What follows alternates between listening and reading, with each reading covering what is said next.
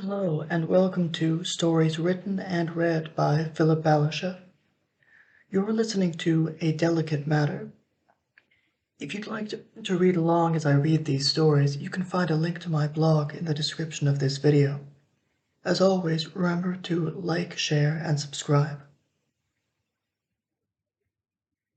Hiking, his legs seemed to be more present than any of the rest of him. His mind was clearer than usual. That was the feeling he hiked for. He wasn't tired yet. He felt something like tiredness, a strain that, if he kept it up, would eventually become tiredness. The most he could say for himself was that he felt good to be out in the open. "It clears things up, doesn't it?" he said to Bill suddenly. Bill was startled. They hadn't spoken in some time. Confused at what he meant, he looked at Nick and understood because he felt it too. Bill liked it this way. You could talk about anything, he felt, when hiking. You could talk about nothing, too, and be content with hiking.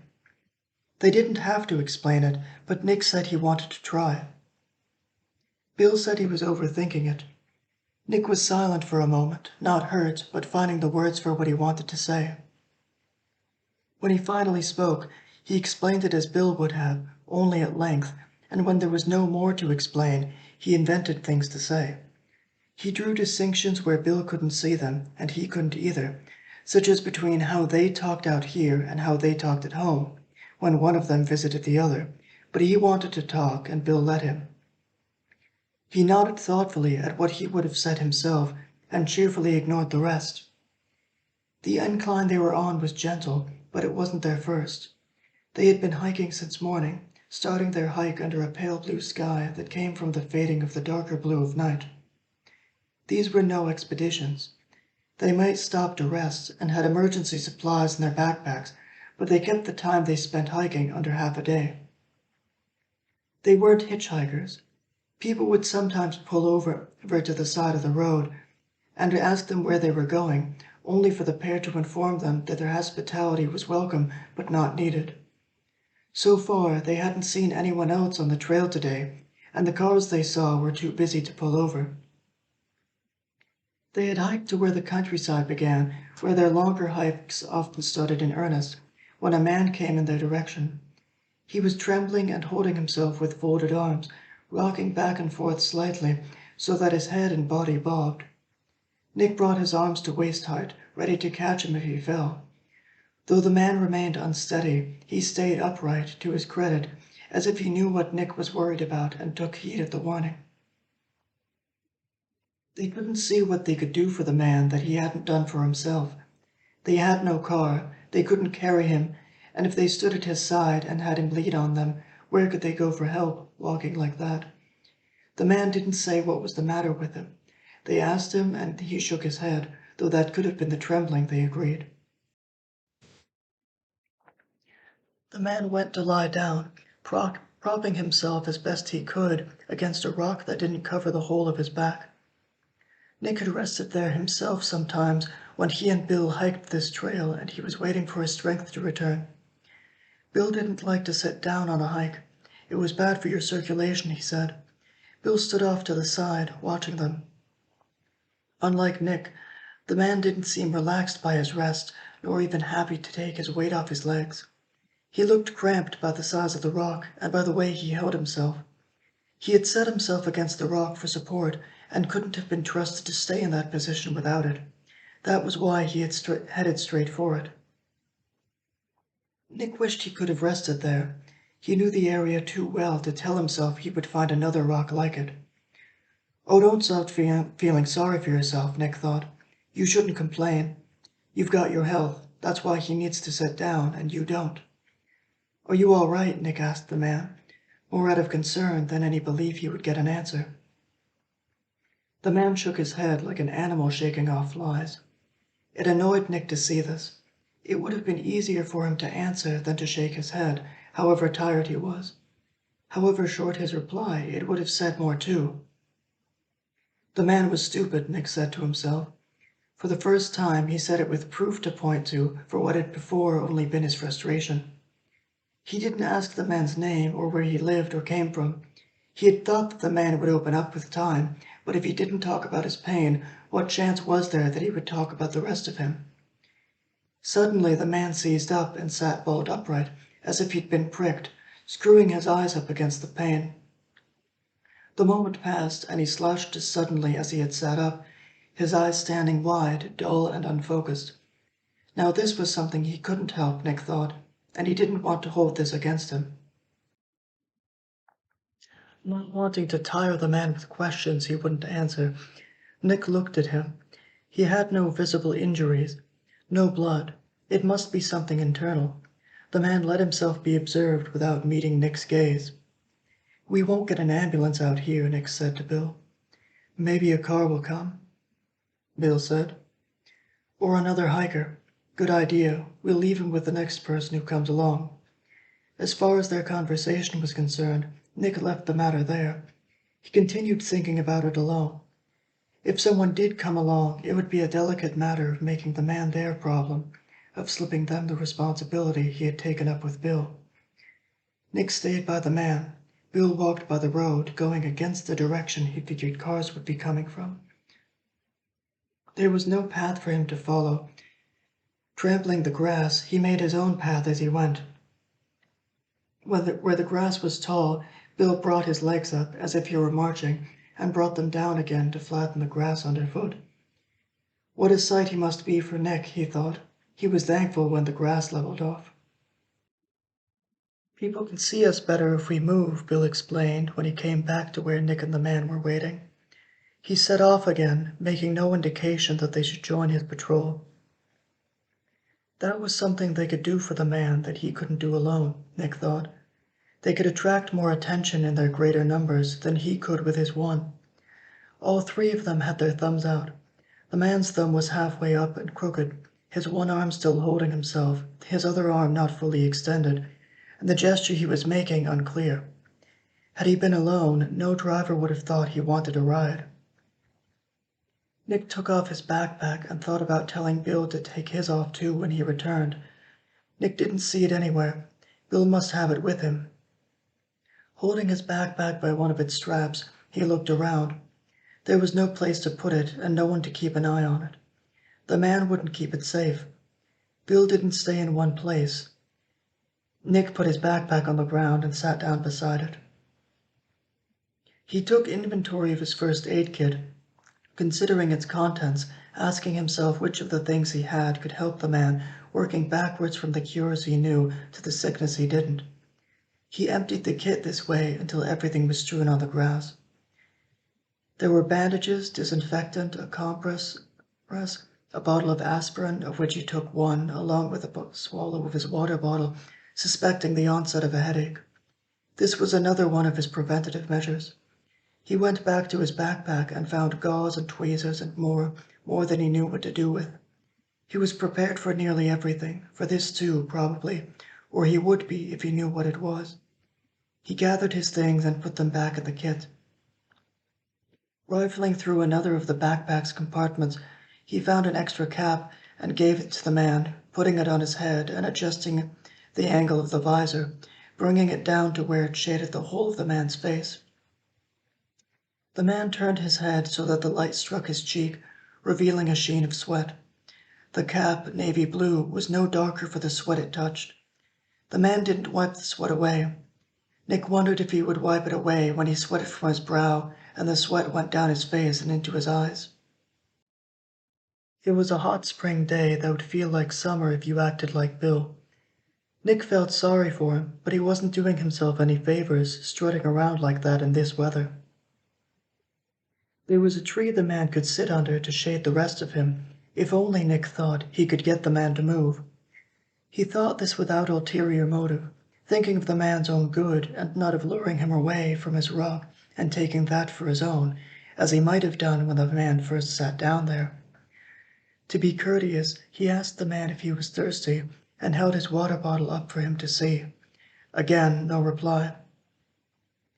The man began to groan and sigh with his mouth closed, breathing through his nose. It was a low, breathy mumbling that Nick mistook for speech. He listened closer and noticed there weren't any words. It was noise, that was all, unnerving as it was. It disappeared almost completely if you took a few steps away from him and let the distance drown him out. They had stopped for the man, and now that time had passed, they couldn't pretend they hadn't. They couldn't keep going or turn back. Except for the sounds he made and the question of what to do with him, the man was a non-entity. He could look at Nick, and Nick wouldn't feel he was being watched. Nick sighed with resentment and looked to Bill. Bill reached the furthest point of his patrol and then turned, very unlike a soldier, by veering left or right in a wide arc until he was facing the other way and headed back to the others. He wished Bill would reach that point again, keep going and abandon the man, which would allow Nick to follow him without guilt. They waited for what felt a very long time. Bill walked slower. Everything was quiet except when the man made his noises, or when Nick and Bill said something or kicked a stone or tapped their feet. Nick had checked his watch from habit at 1 in the afternoon, a short while, he remembered, before he met the man. He hadn't checked it since. The temptation to check it and the effort it took not to give in helped distract him from the wait. Nick wondered, then felt bad for wondering, if the effort the man needed not to give in to his pain was a distraction from his other feelings, like the temptation he himself felt about checking his watch. No, Nick thought. Whatever he's got, it's too much for him. He felt it was wrong to think about such things, but he had felt that only after he had let his mind wander in that direction. He's still at it, Bill observed, when he came back from another patrol. It was funny to him that he had gone and come back to find things as he had left them. He wondered how long it would be that way. How long could the man keep going like that, making his noises? Longer than he himself could walk, and longer than Nick could be upset about the delay, probably. He had to do it, whether he wanted to or not. "You'll get used to it. I did," Nick said, in the hopes that he would. He felt the man wearing his patience. He wasn't angry yet, but it was crucial, nevertheless, to discourage the feeling where it appeared and not to stoke his anger. He tried to catch himself out when he was like this and to keep his anger at arm's length by thinking about it rather than feeling it. A car came by, going too fast for them to think it would stop. Nick felt his hopes rising anyway, against his better judgment. The car drove past him and then shrank from sight as the distance between them grew. Nick fell back into waiting, growing bored and irritated. They had missed their chance, the best they'd had yet. His hopes, having risen, now fell further down in disappointment than they had been before the car came through. Bill could see it even in the way Nick carried himself. It was a small change, a difference of a few degrees, and significant because its smallness showed he was unconscious, not acted. Bill could see a change come over himself, too, as he set off on another patrol. His feet dragged, he hunched his shoulders, and he walked with a stoop. The wait seemed longer than last time. He counted out a minute, his lips moving in time with the numbers in his head, and he was pretty sure that even that was slower than it had been. Nick, unaware of Bill's observing him, kicked a stone sullenly. He regretted it in the next instant. It was childish to vent his anger this way. He didn't do it again. He's smart to wait it out. He knows what to do, Nick thought, looking at the man, his position unchanged from when he'd sat down. When a car comes, he'll probably jump right up and beat us to the door. Again, he asked himself who the man was and what was wrong with him. He couldn't rule out that the man was insane, although he wasn't dressed shabbily and must have been able to care for himself, or had someone to care for him. Without evidence to get in his way, Nick could entertain whatever thought came to him and justify each by saying he couldn't rule it out. He tried to pose his questions idly. He knew he wouldn't find an answer and didn't want to trouble himself. There was too much against him to conduct a proper investigation. The man's silence for one, his ordinariness for another. He was ordinary, Nick insisted to himself, despite those circumstances that they had met under, and his stubborn silence about what was wrong with him. I wouldn't get anywhere, Nick decided. What kind of answers could he get from someone like that? A stillness shrouded the place, quieting the wind that rustled in the trees and rocked their thinnest branches.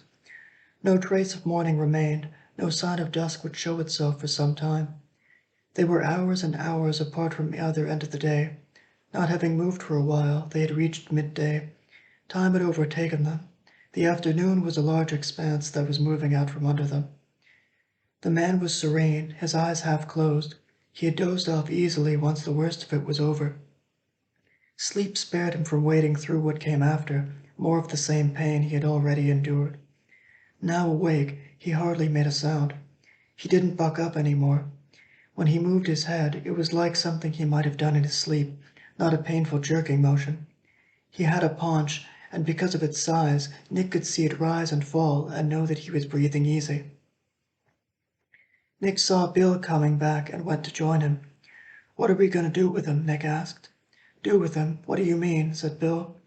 He glanced at Nick and turned his eyes back to the path of his patrol. Nick kept looking at Bill. "I mean, I want him out of here," Nick said. "I want us out of here. That's where the problem started, with us stopping and getting stuck with him."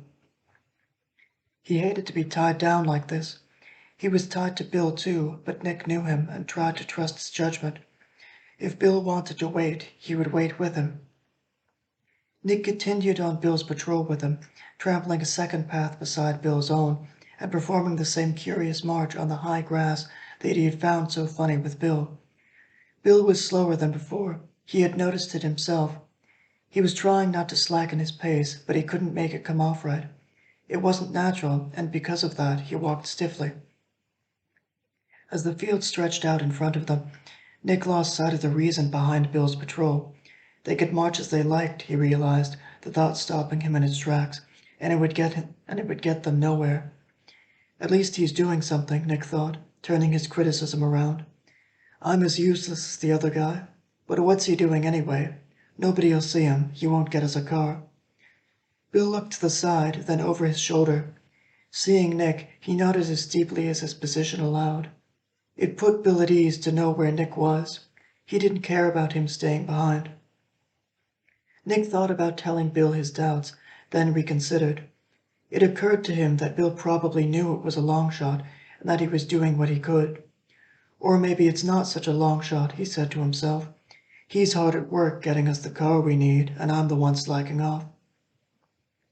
Nick began to hate the man, and feeling that hatred, knew he had let his guard down. He hated the uncertainty most of all. Was the man sick? If so, how? And why wouldn't he talk and let Nick do what he could to help? The sight of the empty road and the thought of the car he had missed gave him a chance to get out from under his frustration. Was it better, he wondered, to see the reason you were waiting? Standing in line, you could measure the wait by the people in front of you, though how long they took exactly depended on a whole host of things, not only the number of questions they had for the clerk. He held this alternative in mind and compared it to his present situation. He was bound to wait an unknown length of time for something that might not happen. That was a drawback he could find nowhere else, in no other form of waiting. He had wanted to say that the two ways of waiting were about equal, that his preference for what he didn't have was short-sighted and came from assuming that a change must be better.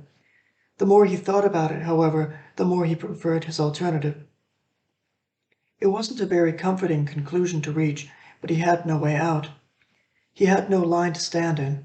If he didn't have that, and didn't know how long the wait would be, maybe he could find a replacement, something to give the illusion of progress and motion.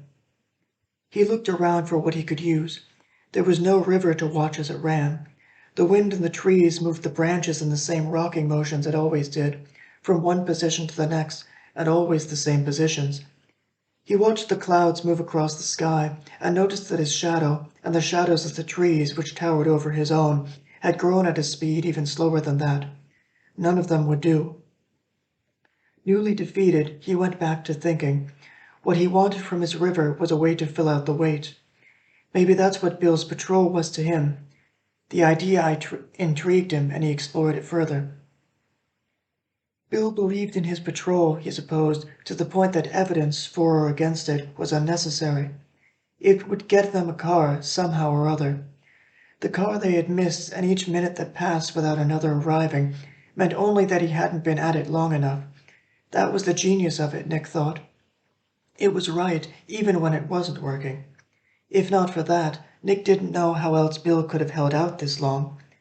It felt good to build up his patrol and bring it back down again. He had a sudden urge to go off on his own. It wasn't about escaping anymore. He wanted to have a patrol of his own. Or he wanted to have a patrol. Bill had his. Why couldn't he have one? He looked around for a place to patrol. The country was altogether flat, and where it rose here and there, it rose only a little and obscured nearly nothing from sight. It was a clear day. He could see a long way off from where he stood, down the road and over long stretches of the country, his field of view not reaching to the end of either. He climbed the height of such a rise and could see a little more now from where he stood, but it was still the same road and country. A pickup truck came down the road. It went further along, further from where Nick was standing, for it slowed and pulled over to where Bill was walking. Nick put the distance at 20 paces. The car had pulled over quickly for the speed it had been going. The driver looked at Nick and, turning to the other side, saw Bill returning from his patrol. He rolled his window down part way and stuck his head out. "Where did you come from?" the driver asked. Bill was startled, first by the sound of a new voice and then by the sight of the driver. He had not been looking straight ahead into the distance, but at the space right before his feet. He had begun to patrol for the sake of it, at a pace that suited his exhaustion.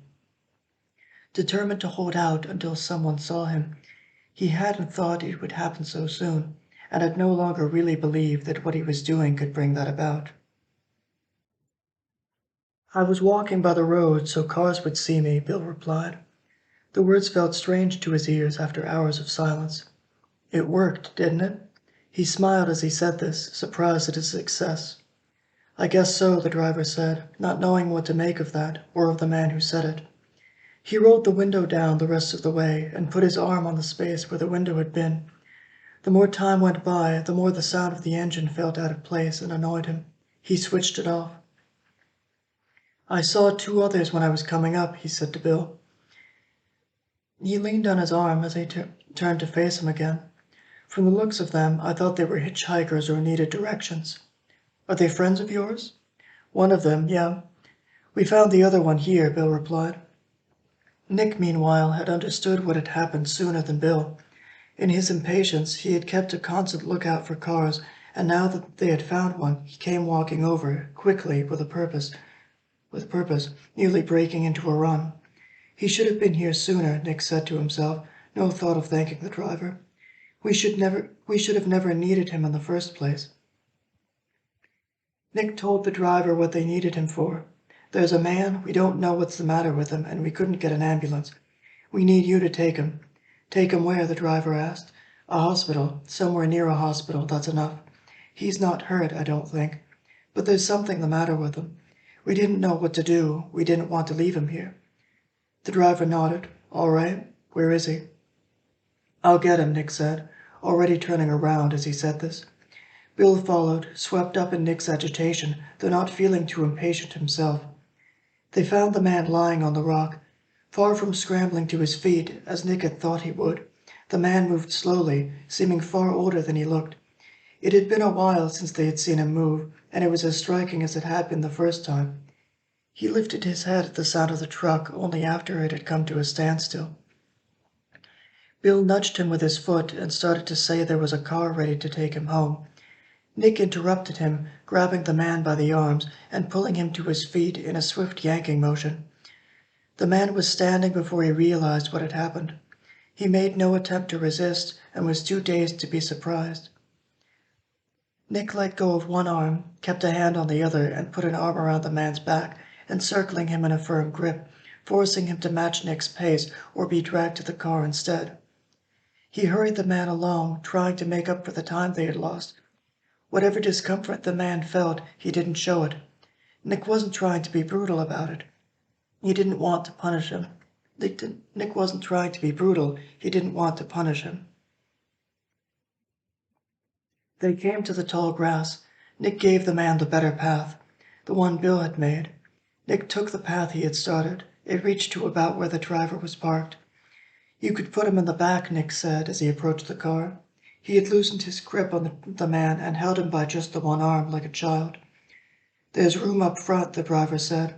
He dismissed what Nick said as a joke, wanting no reason for delay. Nick moved toward the truck bed. The driver saw he might be serious. "Put him up front." "Up front," the driver repeated with emphasis. Seeing that the man was slow to get in, the driver leaned over and opened the door for him. Nick put his hand on the man's back and guided him to his seat. The driver could do no more to help the man and was free of that obligation. In the little time this offered him, he turned to Bill. "You said you were walking by the road, looking for cars. If I could give you some advice, don't do that again. I saw your friends before I saw you. Stay with them next time. If you have to go somewhere, go back the way you came and get help, but stay with them." Bill gave a slight nod and sighed.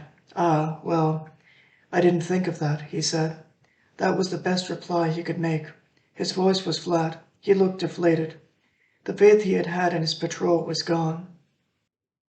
He didn't want to be criticized, whether it was true or not. He wanted help, and if the driver got him out of this fix, he swore to himself that he would never get into another like it. Any people they met from now on would have to fend for themselves. And yet, though he was frustrated at the burden the man had become, the man was like a dog to him, and he couldn't be held responsible for what he did or for his helplessness. The driver softened his tone and became apologetic. "It's safer that way, you know. I didn't see you at all." He had been against Bill's patrol from the moment he heard of it. He had seemed indifferent because they'd given him to understand their situation was urgent. Not wanting to slow them down, he had let it pass and now came back to it. Nick was glad Bill had spoken first and drawn the driver's attention away from him. He was as flustered as Bill, torn between defending his friend and agreeing with the driver, who had said what Nick didn't have the courage to say himself. He realized he didn't need to say anything. It wasn't something he had to be a part of. He let Phil explain to the driver how he had gone on patrol, and that Nick had joined him, and how the man now sitting in the passenger seat of the car had suffered, and that they had worried about him. Bill took a defensive tone and spoke without pausing, saying what he had kept bottled up until now. It seemed to be doing him good to say this. Nick felt better too, listening to him talk. Nick kept his eyes on Bill throughout this, and glanced at the driver now and then. There was no point between them that Nick could look at instead. When Bill had finished, Nick took a half step forward. "That was why we had to wait for you," he said, looking to the driver. The urgency seemed to have gone out of the situation. It might still be there, Nick thought, but none of them acted like it. The man was perfectly quiet. Nick felt calmer too, not impatient anymore, not struggling against the course of events. Now that they had a car, the time they were to wait was clearer, a matter of minutes. Seeing the back of the man's head, Nick realized that he still had his other cap. He pointed it out to Bill. "Oh," said Bill, "that's yours, huh? Do you want it back?" Nick thought about it. He pretended his mistake was deliberate, that he had meant the cap as a gift. "No, no, let him have it," he said. "Did you see how much he was sweating? It's stuck there for good. You don't look as bad as he does, and you'd have an excuse if you did." They saw the driver and the man off, and watched the car reverse onto the road and drive away. It was hard for Nick to keep his eyes on the road. The sun was bright, and the road reflected it well. He looked away and blinked a few times, and didn't miss much of the send-off regardless. The driver stuck a hand out the window and waved at them. They waved back. At this distance, their arms were thin sticks in the car's rearview mirror. When the driver and Nick and Bill had lost sight of each other, Nick returned to the matter of the cap. The interruption of the send-off was over quick, and he didn't have to remind Bill what they had been talking about, though he did start himself off with, "As I was saying." He told Bill how he had gone through his supplies and found no more to give the man than the cap. He pantomimed unpacking his first aid kit and tossing some of its contents aside. "I looked through everything, and that was all I could find," he said. "What could you do?" Bill asked. "He got through it, whatever it was." "No, you don't get it. I don't feel bad about it," Nick said. "It's funny. No cuts, no broken bones, and he wouldn't talk, so all I could give him was the cap. He paused and thought if that was all there was to it. He had been looking in Bill's direction and now looked out ahead of him. Everything was quiet. Bill went back to the trail and continued their hike. Nick looked at Bill, who was advancing at a steady trot. What had happened was behind him. He took up his backpack and followed. That was A Delicate Matter, written and read by Philip Ballerscheff. Once again, if you'd like to read along as I read these stories, you can find a link to my blog in the description of this video. And as always, remember to like, share, and subscribe. Thank you, and until next time.